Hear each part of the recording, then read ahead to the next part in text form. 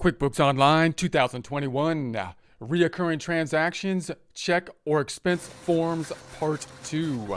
Let's get into it with Intuit QuickBooks Online 2021. Here we are in our QuickBooks Online practice file. We're going to take a look at the recurring transactions by going to the cog up top, to the lists item, and then the recurring transactions. In prior presentations, we entered recurring transactions related to expense forms or check types forms, the type of form that decreases the checking account.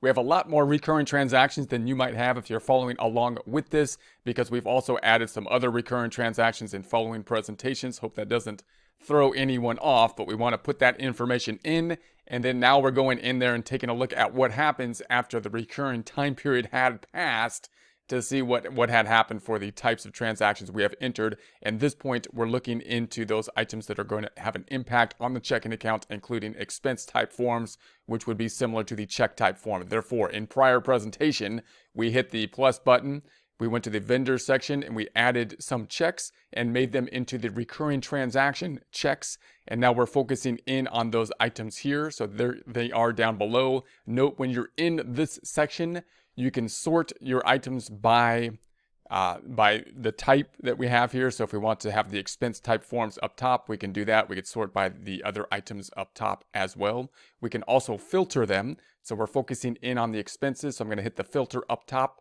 And we could filter by whether it be scheduled, reminder, or unscheduled. We're going to filter down here rather by the type of form, in this case, the expense form.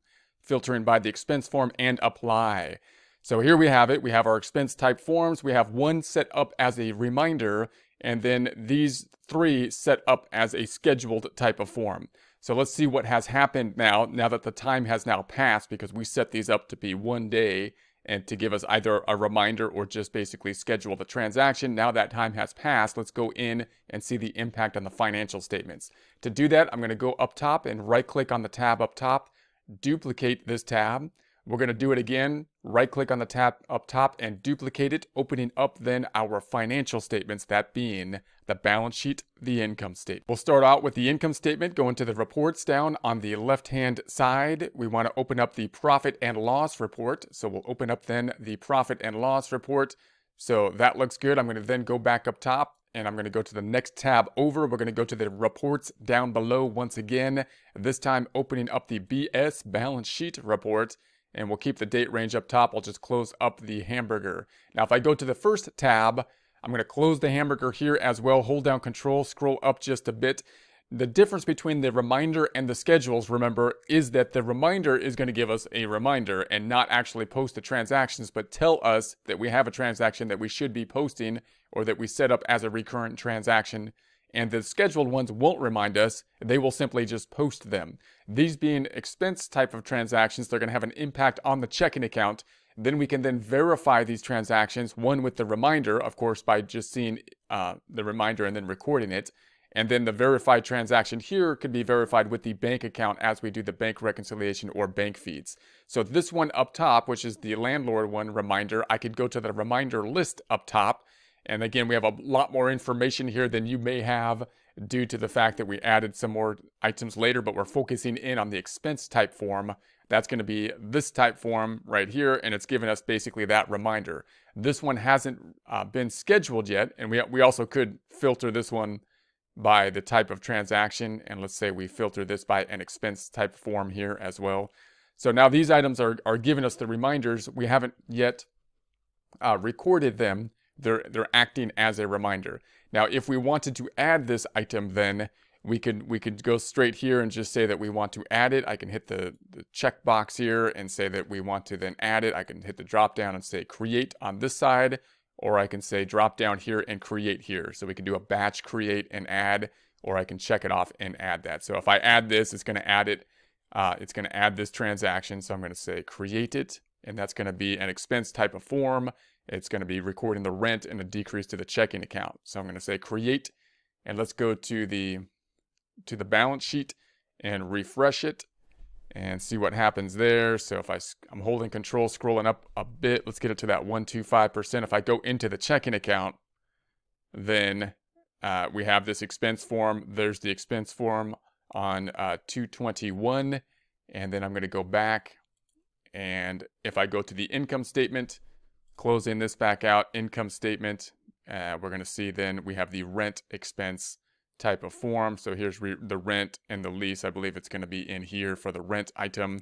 So there we have that item billed out or recorded. Let's go back on over. Now we have another, and I just created or added that one as well. I'm going to go back then to the reoccurring transactions. So I'm going to go to this blue button up top, back to the recurring transactions. So our reminder one we took a look at. Now this one, insurance, the bank loan, and the software, those should have just been automatically recorded. So those should already be in the system. So if I then go to the banking information and say that we're going to go back into the checking account, going into the checking account and scrolling down, we have the items for the bank loan, the software, and the insurance. It looks like those are the scrolling back up top and going back then to our summary. If we could then go to the expense side of things, we should see the related expense items on that related to it, including the interest expense on it.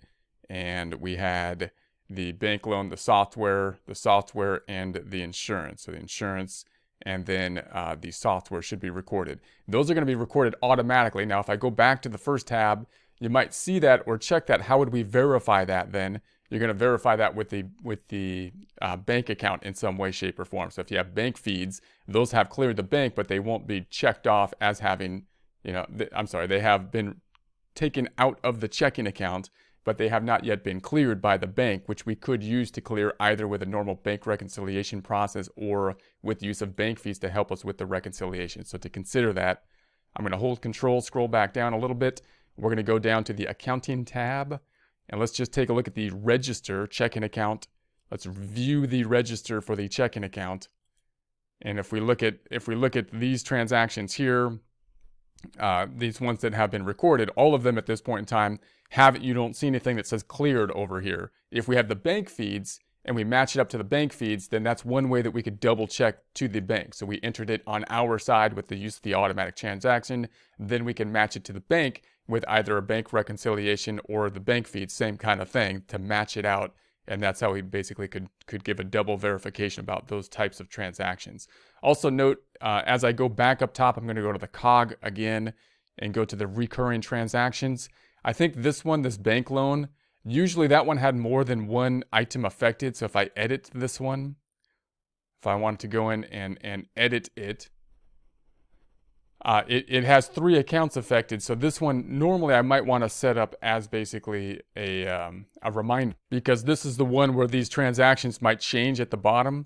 So I think I probably set it up in the wrong way. I probably would rather have it as a reminder so that I can go back in and then change these 2 items. So just note, of course, you can edit the item here, save the template, and I'm going to save it now, and that will change it from a one that's going to be scheduled to a reminder. If I go to the cog up top, reoccurring transactions, then now we have our expense forms, and we have this one now as a reminder. And then if you needed to go in and change something, if something got recorded and it was recorded improperly, for example, you could find the transaction, of course. We can go back in and say, all right, where is that transaction? Checking account.